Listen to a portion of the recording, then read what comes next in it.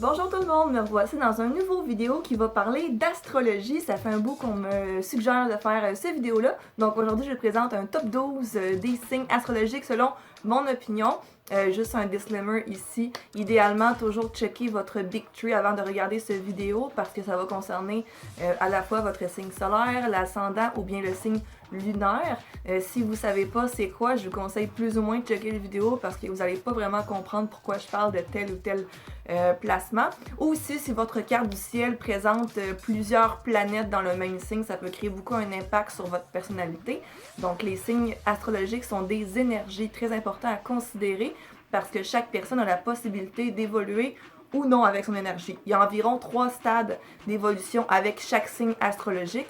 Donc, tu peux être une personne qui décide d'avoir soit tous les défauts, soit d'être mi-défaut, mi-qualité, d'être à mi-chemin, ou d'être vraiment une personne qui va être dans une énergie évoluée de ce signe, c'est-à-dire d'avoir toutes les qualités et de rechercher à les acquérir, en fait. Cette vidéo est pas censée être tant profond que ça et tant sérieux, donc si tu m'écris une thèse en commentaire comme quoi que XXX chose n'est pas vrai, écoute, si tu veux, je te dise, c'est une opinion, puis tu peux juste passer à autre chose pour fermer la vidéo, ok? Ces vidéos-là, ça va venir surtout relate mon expérience avec les signes de ce que j'ai connu, puis avec ma théorie que j'ai étudiée là-dessus aussi. Puis encore là, chaque personne pense différent. Donc, je vous présente mon Big Tree, qui va être Balance Soleil, Ascendant Lion et Lune en Scorpion.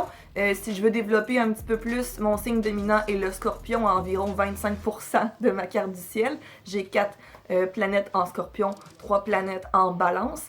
Donc c'est vraiment mes 2 signes dominants, là, Scorpion, Balance, puis en 3e Cancer, vu que j'ai mes 4 planètes en Scorpion dans la maison 4. Ça c'est pour que vous compreniez un peu plus de quoi je parle aussi, puis mon énergie personnelle. Donc ça peut peut-être vous aider aussi à comprendre pourquoi je clique avec certains signes et d'autres que non. Le top 12 aussi, c'est vraiment quelque chose que je vais venir explorer le potentiel de chaque signe à être au maximum de sa bonté et au maximum de son côté diabolique, en fait. Donc, si le signe, je vois qu'au final, ça stagne puis qu'il n'y a pas vraiment de transformation qui se crée ou que l'écart est trop grand entre le bien et le mal, ben c'est sûr qu'il va avoir une moins bonne note. Au numéro 12, nous avons le fameux Scorpion. Donc, tous les Scorpions qui sont offensés. Scorpion, meilleur signe. Je pense que vous comprenez pas vraiment l'astrologie pour dire ça. Vous êtes genre, Scorpion, meilleur signe! Autant que le Scorpion, c'est un signe qui est capable de grandes transformations, de pouvoir de guérison, forte intuition, très spirituel, très ouvert d'esprit aussi. C'est un signe qui va facilement déceler le mensonge, le côté plus noir d'une personne. Il va facilement pouvoir deviner son âme. C'est un signe qui va être à la fois bien dans le noir et dans la lumière. Par contre, c'est un signe qui va souvent avoir le verre à moitié vide, qui va être porté à être méchant, hautain, méprisant avec les gens par réflexe parce que c'est simplement une carapace qu'il a pour se protéger de sa sensibilité, de sa méfiance envers les gens. Le Scorpion est trop capable de venir piquer, puis dans la vie, il y a toujours 2 attitudes que tu peux avoir avec des situations. Tu peux soit choisir d'être agressif ou d'être pacifique.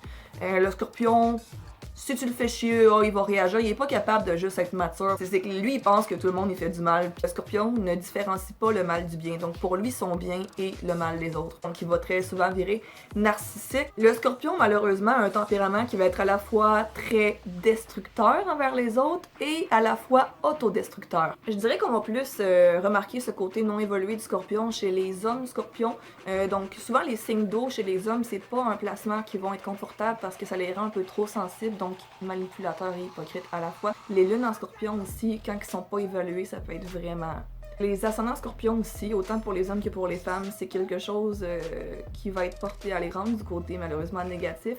C'est le placement que j'ai le plus de misère à supporter en astrologie parce que c'est comme le glaçage d'un gâteau. Tu sais, tu penses que t'es full deep pis tout, mais dans le fond, t'as juste l'air, mais tu les fuck off. Arrête d'avoir des petits mêmes pis checker tout le monde. Genre, va t'acheter des lunettes aussi. Numéro 11, nous avons le signe Bélier. Le Bélier est un signe qui est très déterminé, très indépendant, qui a du leadership, qui peut construire, qui va avoir l'audace de prendre des risques, qui va pas avoir peur de dire ce qu'il pense, qui va être aussi souvent porté à être positif, qui va pas venir chercher à garder la rancune. Par contre, le Bélier, tout de suite, c'est la confrontation. Tout de suite, le bélier, quand que tu le connais, c'est tout le temps genre, faut tout le temps qu'il soit sceptique, qu'il prenne tout personnel, qu'il te cherche, là, tu sais, tout le temps agressif. Puis ce côté-là, je l'aime pas. Je l'aime vraiment pas parce que tu sens qu'il faut tout le temps que tu marches au-dessus avec eux, que si eux ils te font une joke qui te pique, faut que tu ris, mais si toi t'en fais une avec eux autres, là, ça marche pas, pourquoi tu shoots ça, nanana, tu sais, ils ont comme un ego un petit peu trop démesuré.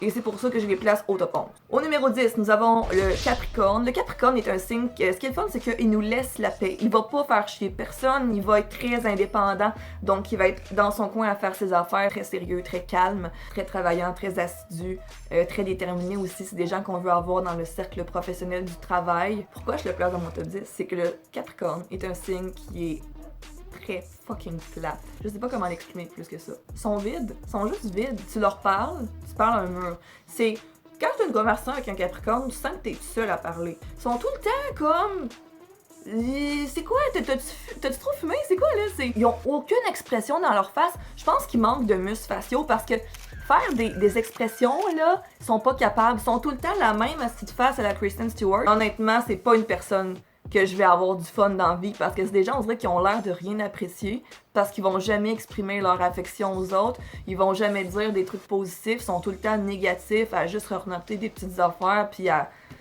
ruminer, man. Au numéro 9, nous avons le Gémeaux. C'est des gens que tu peux tout le temps parler de tout et n'importe quoi. Ils ont la facilité à parler soit de sujets de surface ou de sujets qui peuvent être profonds parce que c'est un signe qui apprend très vite. Donc, il veut un petit peu tout savoir. C'est un signe qui va être souvent porté à avoir le gossip, mais moi, je le vois pas de mauvais œil tant que ça. Le Gémeaux est un signe très intellectuel. C'est un signe aussi qui va vraiment percevoir les gens qui vont essayer de les arnaquer parce qu'ils reconnaissent les petits jeux de mots là, que les gens vont faire pour charmer les autres. Et le Gémeaux va avoir une personnalité assez impulsive, tout ou rien, instable, puis ça peut vraiment faire du mal aux autres. Ils ne se rendent pas compte du mal qu'ils créent sur une base quotidienne. Dire quelque chose à quelqu'un puis changer d'idée 2 secondes après, puis que là, ça fait pas leur affaire, ils pètent leur coche, ça marche pas. Ok, ils sont tellement têtus de tout le temps avoir raison et sont trop volatiles. Ils sont aussi très immatures dans leurs arguments, c'est très childish. Gémeaux, je trouve le placement pire chez les femmes parce que les énergies air et feu, c'est des énergies qui sont masculines. Donc les femmes, quand ils vont les avoir, sont portées à agir un petit peu trop show-off, attention whore, trop over the top pour rien. Ça les rend trop extravertis, mais ça leur va pas bien. Souvent, les hommes qui ont un signe d'air ou de feu vont être relativement beaucoup plus calmes que les femmes. J'ai aussi de la misère avec les lunes en Gémeaux parce que c'est encore plus instable et encore plus volatile. Donc, c'est des gens que quand tu te confies à eux, ils ont comme tout le temps... Ils aimeraient ça t'aider, mais ils comprennent pas vraiment ton problème. Numéro 8, nous avons son signe contraire, soit le Sagittaire. Le Sagittaire veut comprendre plein de choses que la société va plus garder comme tabou.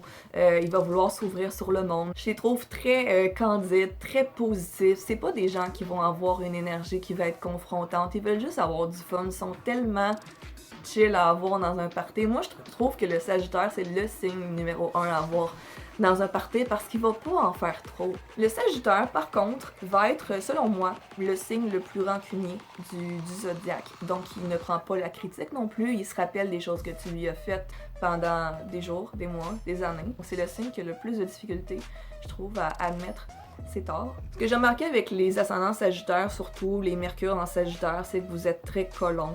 Vous sacrez tout le temps. Vous êtes mal élevé. Honnêtement, on va prendre un cours d'étiquette. Numéro 7, nous avons le Verseau. J'ai hésité à les mettre en numéro 8 puis mettre le Sagittaire. Le Verseau a tellement une belle capacité de faire des choses humanitaires. Il y a tellement une belle ouverture d'esprit. Il y a tellement le besoin de venir nous regrouper ensemble, de venir vraiment donner un besoin de collectivité. On a besoin de cette énergie pour être révolutionnaire dans le monde, trouver, innover les choses.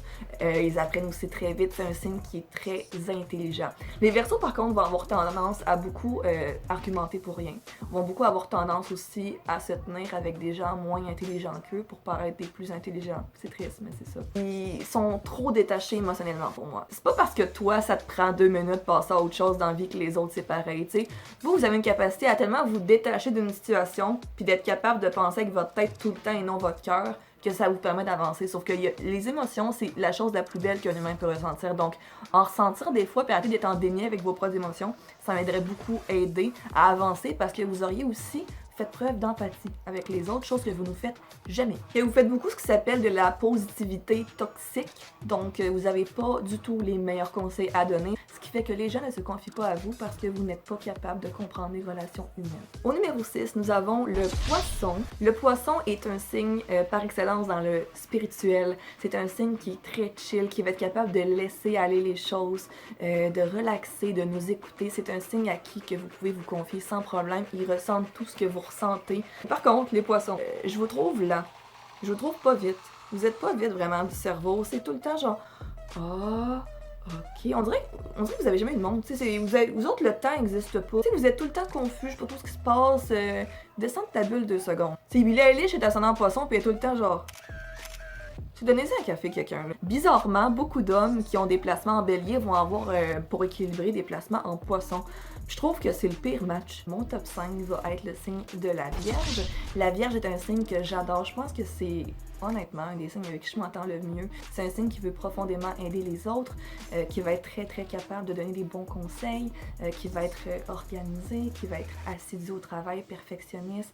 Mais tout ça, l'avantage honnêtement, c'est une personne qui va toujours prendre les choses en main. Je déteste leur habitude de tout le temps renoter ce que les autres font de pas correct, de toujours agir comme notre mère, de tout le temps nous dire « Ah, fais pas ci, fais pas ça », tu sais, juste, des fois c'est impoli. Eux, leurs défauts, par contre, ça c'est autre chose, parce que eux autres, c'est comme « Fais ce que je dis, mais pas ce que je fais ». Au numéro 4, on va avoir le fameux lion, donc le lion qui va être mon ascendant. Le lion, signe tellement généreux, romantique, charmeur, dévoué, tellement des bonnes intentions, c'est tellement un signe qui veut le bien de tout le monde, mais ça donne que lui, il a tellement une personnalité qui est forte que ça peut des fois paraître comme quoi qu'au final, il veut juste tout avoir le spotlight puis pas vous en laisser. C'est tellement pas l'intention. C'est dur de leur faire voir ce qu'ils ont fait de pas correct parfois parce qu'ils vont tout le temps refuter puis dire ouais mais là.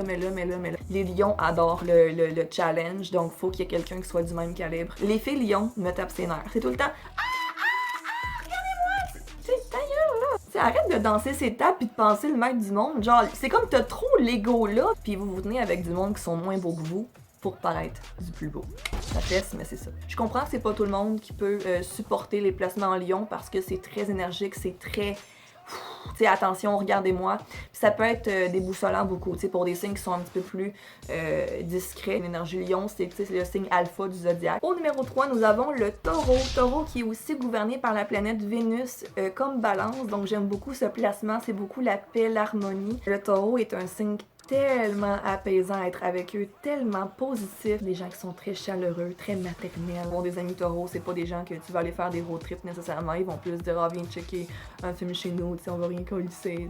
Comme des fois on peut faire autre chose. C'est le côté que je trouve des fois plate. Les taureaux sont plates, je m'excuse, c'est plate. Il manque beaucoup de personnalité. La personnalité, ils la trouvent dans les livres, ils arrêtent pas de décorer leur maison puis avoir un décor genre Pinterest. Bon, parce qu'ils sont matérialistes, ils aiment beaucoup avoir des objets puis sentir au final ça leur booste l'ego parce qu'ils sont genre wow, moi j'ai tout ça qui m'appartient, fait que les autres ils show off pas leur personne. C'est pas comme le lion qui est genre hey checkez-moi ce que je suis hot, genre c'est non le taureau là c'est comme checker mon nouveau iPhone, checker mon bébé là. Tu sais passer ta tasse de café derrière une fenêtre de pluie là, t'es pas obligé de le poster là. Tu peux juste boire ton assiette de café et arrêter de le montrer à tout le monde que je bois du café en cette pluie, je fais du yoga. On s'entend tabarnak, c'est pas intéressant. Très têtu. Numéro 2, j'ai mis balance au top 2 parce que la balance, c'est la justice, ok? C'est la balance. Je vois pas pourquoi le monde a autant de hate contre la balance. Bizarrement, moi, je me tiens avec aucune balance parce que leur énergie fait juste pas avec la mienne. Je sais pas si c'est mon côté scorpion qui est trop en profondeur des choses, puis la balance trop de surface qui veut comme ça. Je sais pas. Je peux pas nier que leurs intentions sont toujours bonnes. C'est un signe qui va apprendre très vite, qui va être le signe qui va communiquer le plus par excellence, être le plus charmeur, être le plus stylé. C'est des gens qui ont beaucoup de respect quand ils parlent. Et beaucoup aussi vont nous bâcher notre traitement du silence, parce que nous, quand on a une confrontation, on va faire le traitement du silence puis juste rien dire. Moi, je le vois d'un œil positif parce que des fois, ça vaut juste pas la peine de s'ostiner. Et il y a bien sûr les défauts de la balance, le côté indécis, qui savent jamais ce qu'ils veulent. Moi, j'ai jamais été comme ça parce que je pense que c'est mon lion scorpion là, qui sait comme un peu trop ce qu'il veut. C'est jamais clair ce qu'ils veulent, c'est jamais 100% sûr. Sur le temps qu'ils changent d'idée aux 2 secondes, là, ils vont aussi passer nos projets la semaine d'après. Je suis comme, quoi? C'est quoi le problème là? C'est un signe aussi qui va être tellement fake là, d'être trop over enthousiaste, trop over gentil, mais c'est pas dans le but de plaire nécessairement. J'ai remarqué aussi du côté des gars, les gars balance, ils ont une énergie qui va être plus difficile à développer que les femmes. Les gars balance souvent vont être portés à être plus possessifs, jaloux, même capricieux, je vous dirais, susceptibles. Donc. Et au top 1, nous avons Cancer! Oui, j'ai mis Cancer. C'est tellement une belle énergie, je trouve, autant pour les hommes que pour les femmes. Cancer, c'est gouverné par le signe de la lune, donc les émotions. Donc ça représente beaucoup de sensibilité, beaucoup d'intuition, beaucoup d'empathie.